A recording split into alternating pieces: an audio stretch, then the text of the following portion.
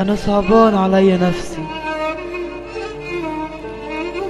عارفين ليه صعبان عليا نفسي؟ لاني شايف كنيستي بتتحرق قدام عيني ومش عارف اعمل حاجة. لما شفت كتابي المقدس بيتحرق، لما شفت ديني بيتهان، وده كله ومش عارف اعمل حاجة غير ان اصلي بدموع واقول يا رب. عارفين اللي صبرني ايه؟ لما قريت آية في الكتاب بتقول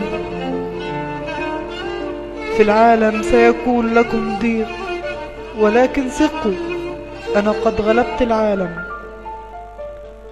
حسيت بوجود ربنا.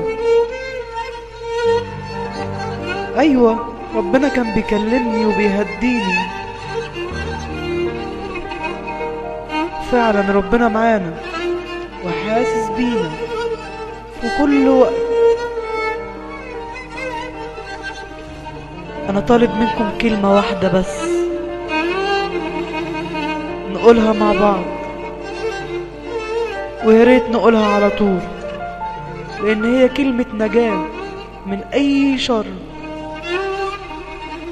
عايزين نقول مع بعض يا رب يا رب.